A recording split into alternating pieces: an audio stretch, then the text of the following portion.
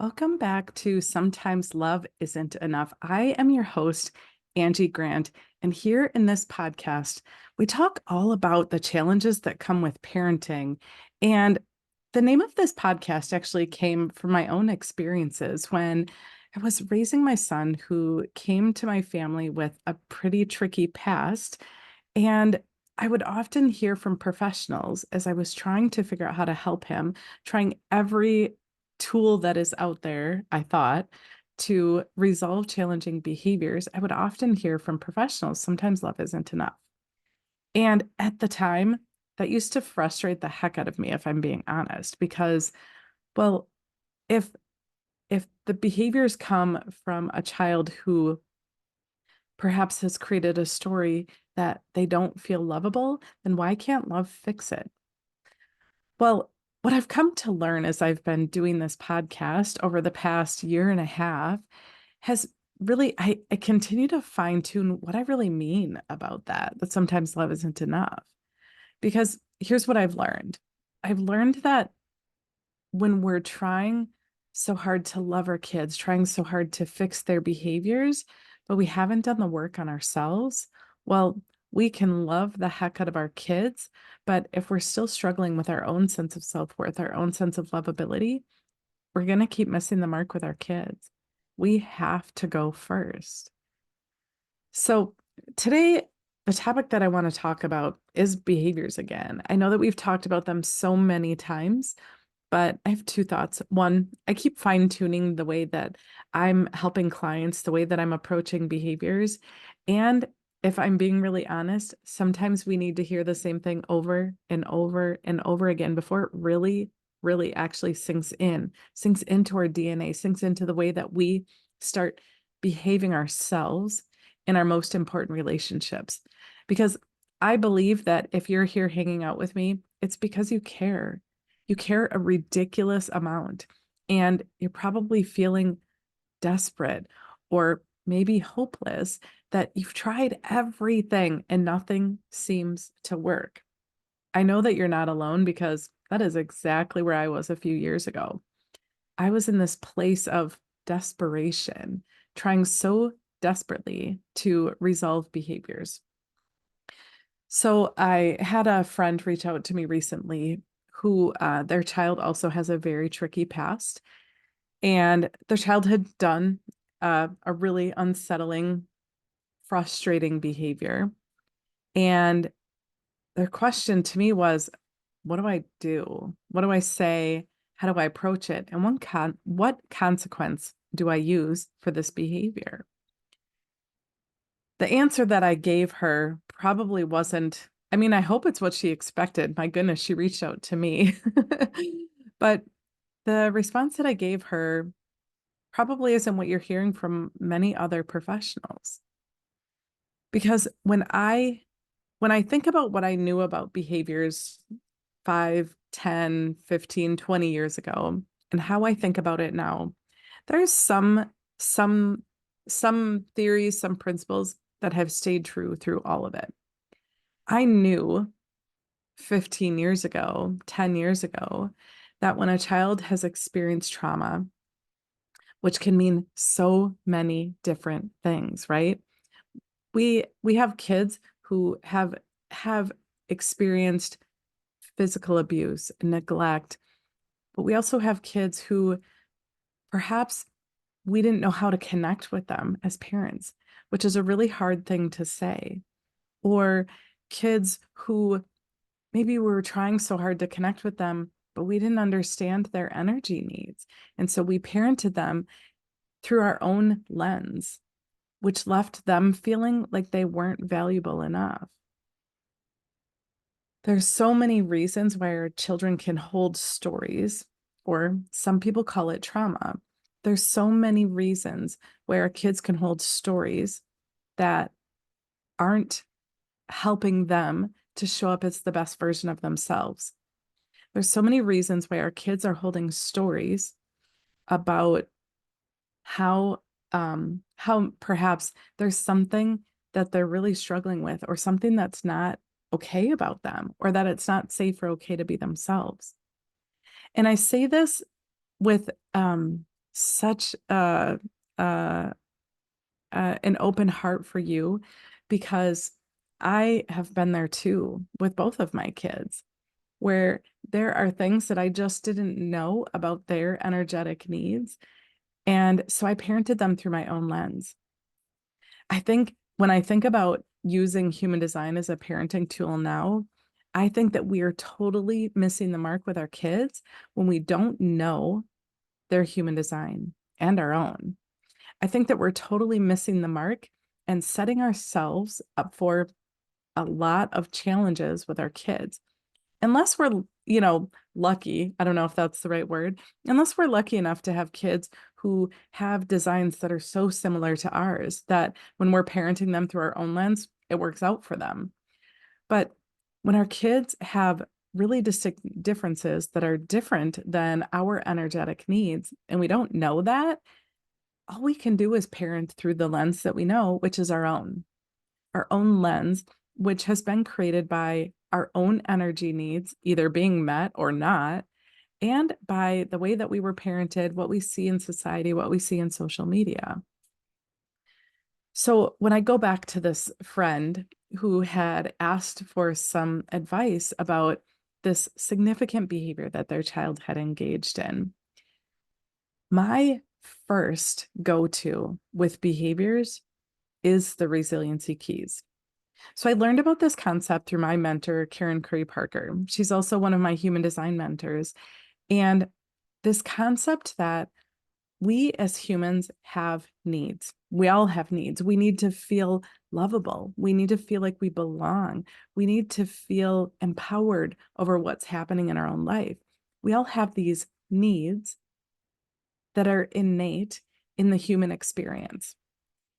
And there are nuances in our human design that might put us in a position where perhaps one of those needs, or some of those needs, or all of those needs are a little bit more vulnerable to the way that we parent our kids. So, for example, a child who is a manifesting generator might have a bit more of a need to feel empowered, to feel like they have choice over their own life because of their energetic design.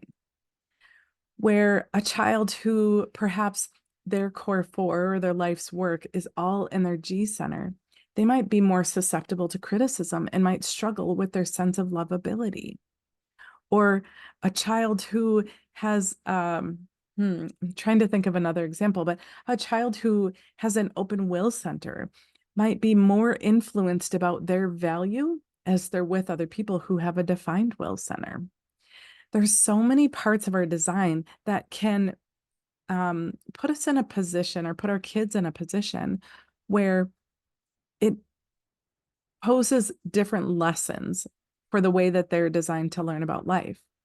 But when we as parents don't know that, when we as parents, perhaps the idea of criticism or consequences, right? So say that you were raised in a family where, raised in a society, as we all are, where we have this clear concept that if a child breaks a law or violates trust or does something that you have made clear in your home is a clear expectation, like stealing, right? If if your child does something like stealing or lying or some other violation of your trust, we have learned in society that that child needs a consequence, that they need to learn right from wrong. And I don't disagree with that, right? I'm not at all proposing that we don't teach our kids right from wrong. What I am suggesting, though, is when our kids do something like that, stealing or lying or maybe, I don't know, a whole slew of things, right? When our kids are doing things that don't match the expectations you have about them, what I really encourage my friend, my clients, myself to do is before we jump to that idea of consequences, let's first understand what could possibly be underlying that behavior. Because when our kids, as I said, have have had a tricky past, when they've experienced trauma, it has the potential to have a direct impact on their sense of self-worth. When a child has had ugly things happen to them that have caused them to believe that they're not worthy of love, well, then there's a highly likelihood that that same child will engage in behaviors that are out of integrity, that that child is more likely to do things like lying, cheating, stealing. Um, those are some moral integrity things, but other integrity areas, right? They might be out of integrity with their own wellness and health. And so they might do things like extreme dieting and exercise, or on the flip side, overindulging in a ton of unhealthy food, or not exercising or moving their body. Or we could also be out of energetic integrity, where we're trying so hard to prove our value that we don't take good care of our energy. We don't listen to what our body needs. And there's so many other ways that we can be out of integrity when we're struggling with our sense of self-worth. So when I think about a child who's engaging in challenging behaviors, my first go-to is to ask myself, is it possible that this behavior happened because this kiddo is struggling with one or more of the 9 resiliency keys? Is it possible, or even highly likely, that this behavior was driven by a sense of not feeling valued or questioning their lovability? And when I say that, I don't mean that you don't love them enough, or you don't value your kids enough, or see their worth. This is about how they perceive themselves based on the story that they've created about themselves from their past. So, when I think about that idea of what consequence do we use when a child has violated one of our rules, one of our expectations, what do we do as a consequence? How do we approach a kiddo who has just done something that frustrates the heck out of us? Well, so like I said, I first do a little bit of reflection about what what is it that led to this behavior.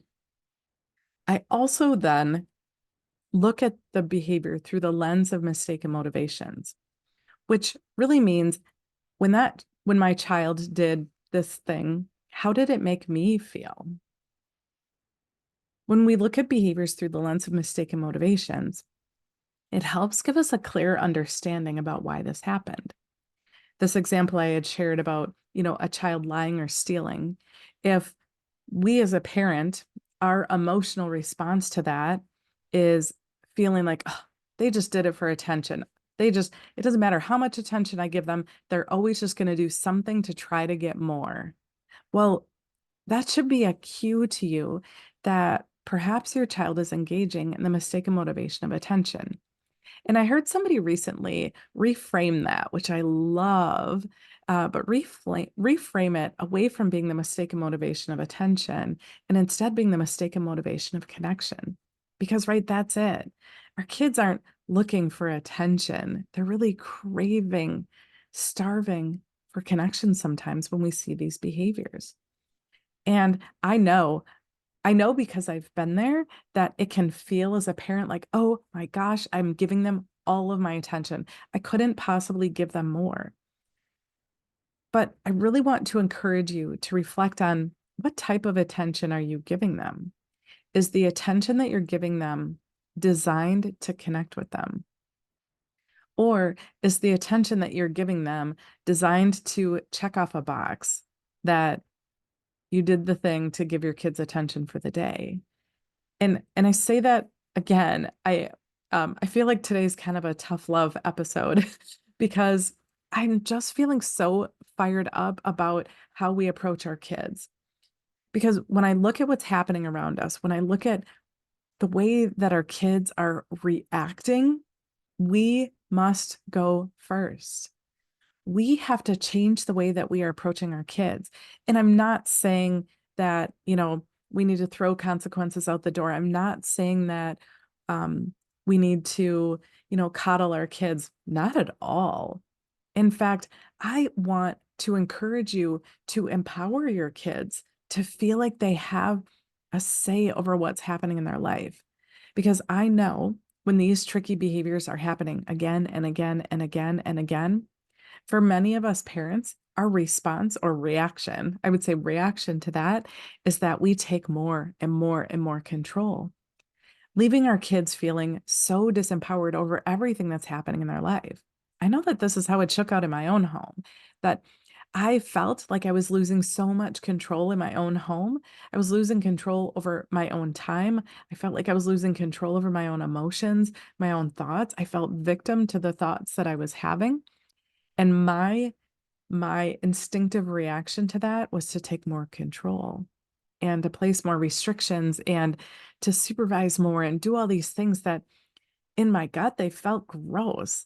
I didn't want to do all of these like taking more control. I knew that my son needed to feel empowered, but in the moment, because I didn't have the tools that I have now, in the moment I reacted by taking control, which isn't what he needed at all. He needed connection. So, so like I was saying, as we were talking about behaviors, right? And our kids do things, especially when they're struggling with their sense of self-worth. Our kids do things that we hate. We hate them. And it's hard to know in the moment, what do we do? What do we say to our kids? How do we approach it? So, like I said, that first lens, looking at our kids through the 9 resiliency keys. Then the second is looking at our kids through the lens of mistaken motivation. The third, then, I kind of, sprinkled this in the beginning, but really understanding the energetic needs of our kids. When we understand their human design, it gives us key insights to what they might need. Anywhere that our kids are open in their chart, any openness or undefined centers that they have, that's where they're picking up energy from the people around them, their peers, their parents, their siblings, anybody around them. Our kids are picking up that energy. And anywhere that our kids are defined, they're putting that energy out into the family, out into their peer relationships. So you think about that dynamic of, I had said earlier when we were talking about mistaken motivations that, say, for example, your child steals from you or lies to you, and checking in with yourself about, do you feel like, is your reaction to them, your feeling in you, is it about, my goodness, they'll do anything to get attention, right? That's a mistaken motivation of attention, or as I said, I like to call it connection. Or do you feel like when they are engaging in these behaviors that you want to overpower them? I know that that was my reaction. I did not know about mistaken motivations back then, but I could say wholeheartedly, most of the time, attention was a big deal too, but most of the time it was power. When behaviors would happen, I would feel this drive or this need to take back control in my own home. I felt like I was losing control. Now I know that that should be a key signal to me that a child is engaging in the mistaken motivation of power, which should tell you that they need to feel empowered. They're feeling disempowered, and so they're reacting accordingly.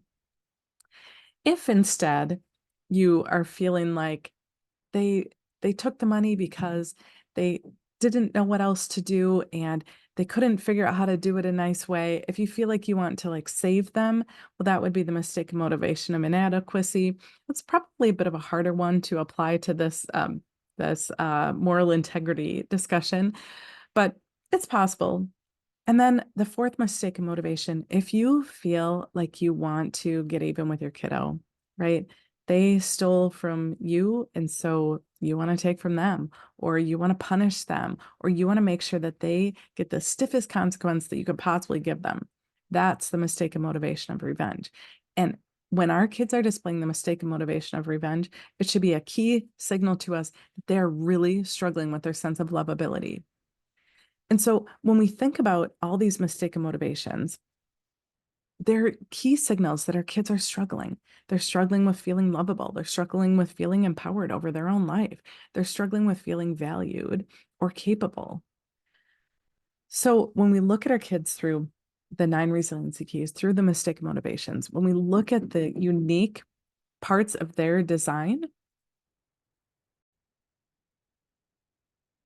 so when we look at our kids through these lenses of the 9 resiliency keys, the mistake motivations, and then their unique energetic needs through their human design, it gives us such a different question to ask when they're engaging in inappropriate behaviors, right? It puts us in a place to not jump to what consequence do we give them? How do we teach them a lesson, right? Because that's all about the mistake motivation of revenge and our own conditioning. When when we are able to really look underneath the surface of what our kids are struggling with, we're better able to respond in a way that actually can change the trajectory of things. Because I don't know about you, but how often do our consequences actually work? When we're using consequences with our kids, we take away their TV time or we um, take away their tablet. It's all about electronics right now, anyways, right? When we take things away from them or we give them timeouts or, ground them or make them miss the school dance or I don't, whatever it might be, does it actually change the behavior or do our kids just become more sneaky? Do they become more skilled at it? I know that's how it went in my house, right? I didn't have a ton of consequences per se. I just created more limits. But when I did that, then the behaviors just got sneakier and more frustrating to me. The consequences or the changes in expectations in my home never actually improved the behaviors. Never. What will improve the behaviors? And it isn't a quick fix. And it can't be, right? These behaviors have been created because our kids have created this story that is so interwoven in every fabric of their being that they're perhaps not lovable. They don't feel lovable, or they don't feel valuable, or they don't feel like they have control over their own life. When that's the story that is so interwoven in our kids, a consequence seems ridiculous. A consequence seems silly, right? Essentially, we're saying, oh, you don't think you're lovable? Let me take away your TV time. Or, oh, you don't think you're valuable? I have a great idea. How about you can't go to the school dance this weekend? It doesn't make sense. So, my challenge for you, my encouragement for you is to really consider the idea that what would happen if you went all in and really helping your kiddo heal their story? Because that's what it's all about, right? Our kids are telling a story about who they are. That story isn't true, not even a little bit. It's not true for you either. But today we're talking about your kids. But we all tell this story about who we think we are. And oftentimes that story isn't great. But we have the power to change that story at any point. We can rewrite it whenever we want. The story that we tell the world and tell ourselves about who and how we think we are, it's it's just a story that is something that we fabricated in our head, quite frankly. And I don't want to get too woo-woo or weird about that, right? But you think about it. You're born perfectly perfect, perfectly designed to give and receive love and to grow and develop and to be part of a family. We're all born that way. We're all born with the capability to feel valuable and feel empowered. We're all born with the capability to create in this world. But then life happens and it bumps us off track.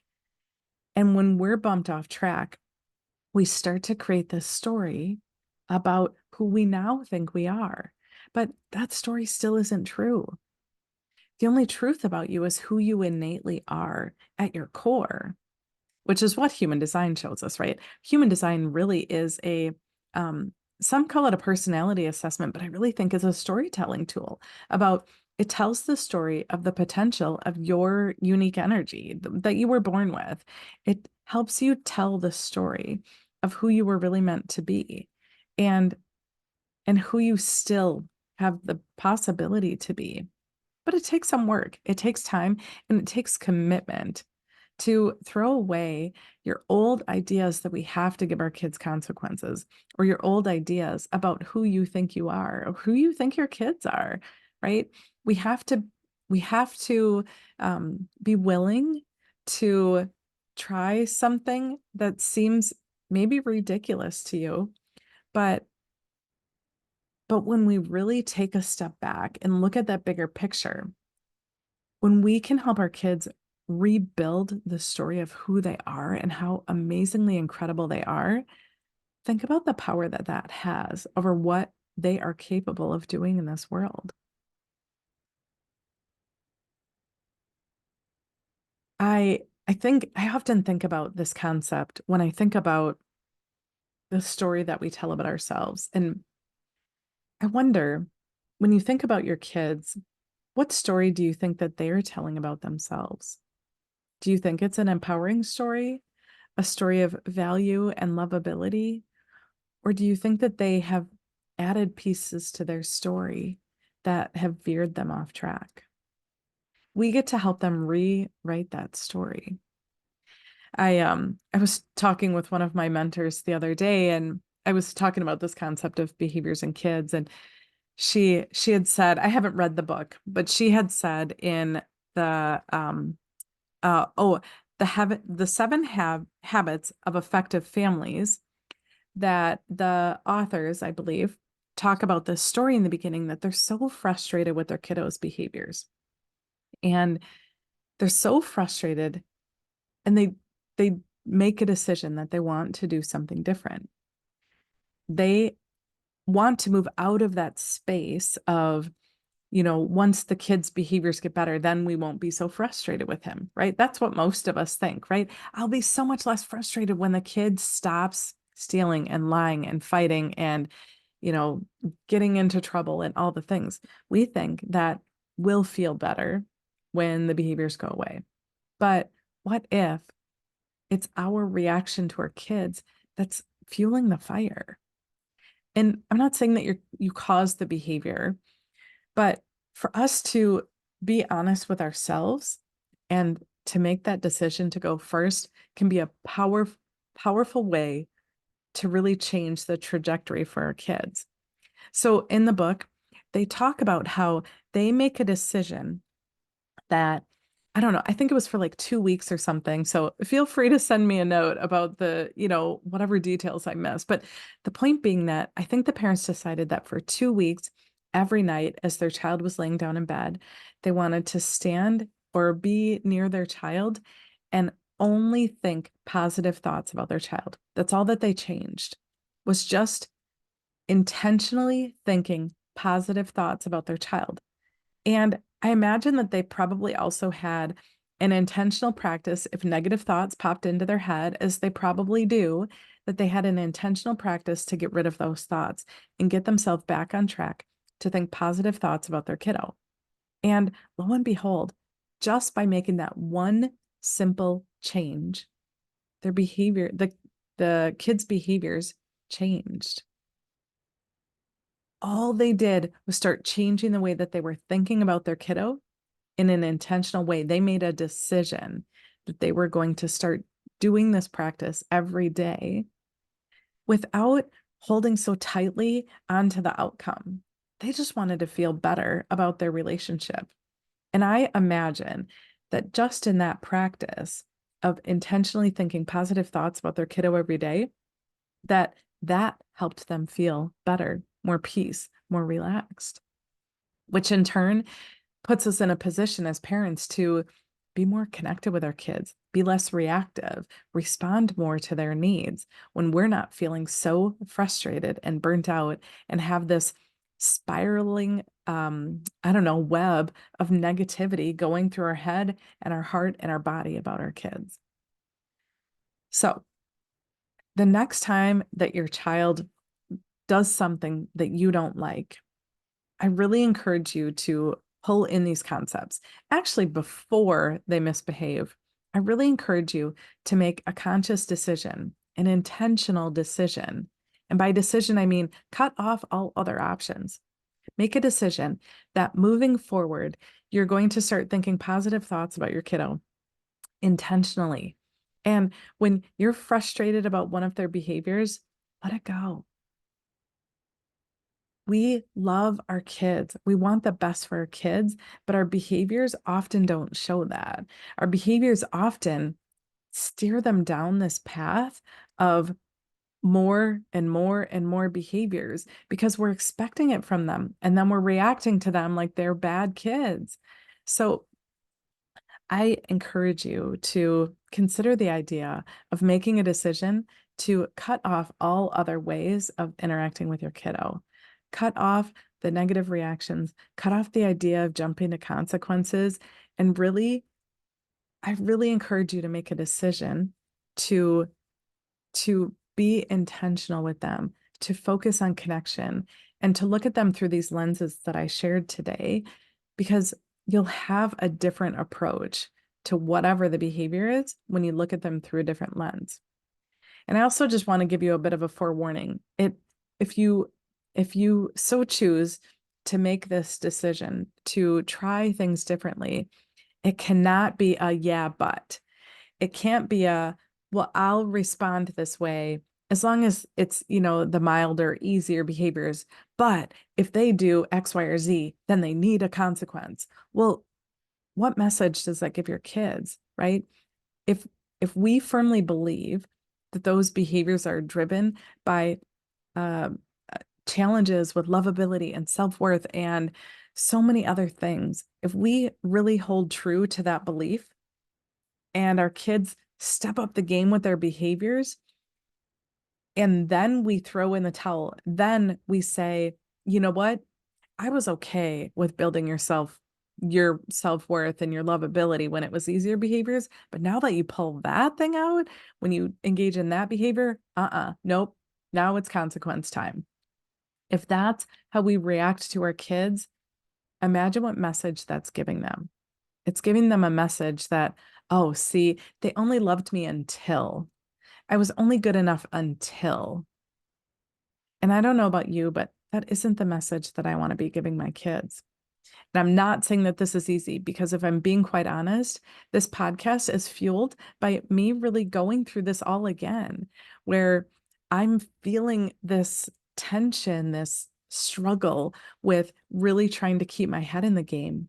And I am intentionally making decisions about trying to take a step back, to pause time and take a step back and look at what I'm experiencing through different lenses than I ever did before. And it's not easy.